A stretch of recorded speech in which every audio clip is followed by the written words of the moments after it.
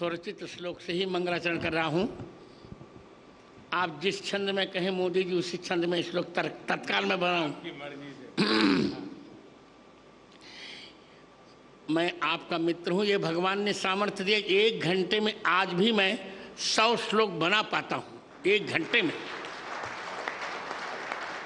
मंदाकिनी पयः पूर सिक्त पादाम्बुजाय च नमः सीताभिरामाय चित्रकूट विहारिणे। श्री सीतानाथ समारंभाम श्री रामानंदार्य मध्यमाम अस्मदाचार्य पर्यंताम वंदे श्री गुरु परंपराम। श्री राम जय जय राम। मेरे 2 मित्र हैं। सांसारिक दृष्टि में लोक में मेरे मित्र हैं नरेंद्र भाई मोदी। ये कोई चाटुकारिता नहीं। भारत के यशस्वी प्रधानमंत्री नरेंद्र भाई मोदी और अलौकिक मित्र हैं भगवान श्री कृष्ण। मेरे अभिन्न मित्र भारत के यशस्वी प्रधानमंत्री जिन्होंने 9 वर्षों में भारत की काया बदल डाली। कौन कल्पना कर सकता था कि हम चंद्रमा के दक्षिण ध्रुव पर चले जाएंगे? कौन कल्पना कर सकता था? इलेक्शन कमीशन से मैंने पूछ लिया है, 370 हट जाएगी। कौन कल्पना कर सकता था ट्रिपल तलाक समाप्त होगा? कौन कल्पना कर सकता था कि महिला आरक्षण विधेयक पास होगा? ऐसे यशस्वी प्रधानमंत्री मेरे, भले वो मुझे गुरुजन कहे पर वो मेरे मित्र हैं। मैं उन्हें मित्र ही मानता हूं और मित्र ही मानता रहूंगा। मित्रम प्रीति रसायनम नयनयो। और मेरे स्नेह भाजन मध्य प्रदेश के राज्यपाल मंगू सिंह भाई पटेल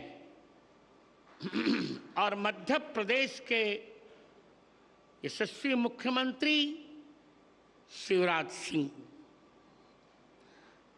समागत सभी माताओं बहनों मित्रों बालकों और बालिकाओं और बालकों, आज श्री तुलसीपुर चित्रकूट में मैं सभी का स्वागत क्या करूं, मैं सभी का मंगला शासन करता हूं। आचार्य स्वागत नहीं करता, वो मंगला शासन करता है। मैं सबका मंगला शासन कर रहा हूं। आज मेरे हर्ष की सीमा इसलिए नहीं है कि बंद नेत्रों से जीवन के 2 महीने बाद ही नेत्रों को खोकर मैंने अपनी यात्रा प्रारंभ की।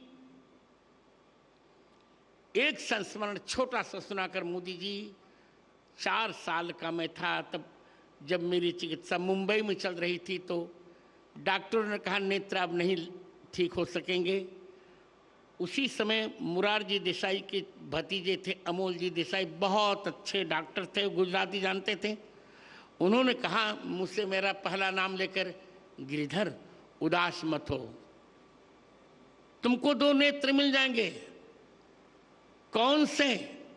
तो उन्होंने गुजराती का एक गीत पढ़ा, गीता रामायण मारी अंतरनी आँखो, प्रभु ये दीधी छे मैंने उड़वानी पाँखो।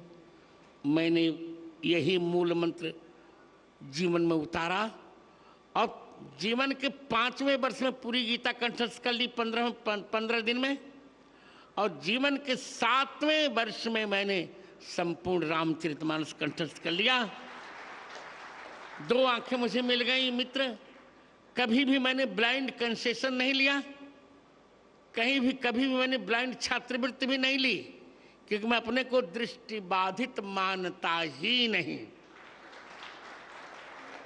संतत्व की जहां तक परिभाषा है, आपको जानकर अच्छा लगेगा। संत वो जगत गुरु वो होता है तो तीनों ग्रंथों पर भाष्य लिखता है, गीता जी, ब्रह्मसूत्र और उपनिषद।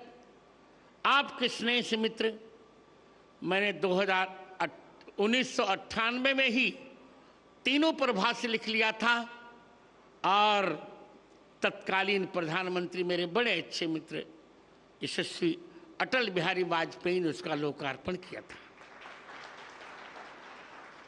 मैं जगत गुरुत्व की पूर्ण योग्यता मैंने प्राप्त की और आज की तारीख में मेरे अतिरिक्त भारत में कोई भी ऐसा जगत गुरु नहीं है जिसने तीनों पर भाष्य लिखा हो।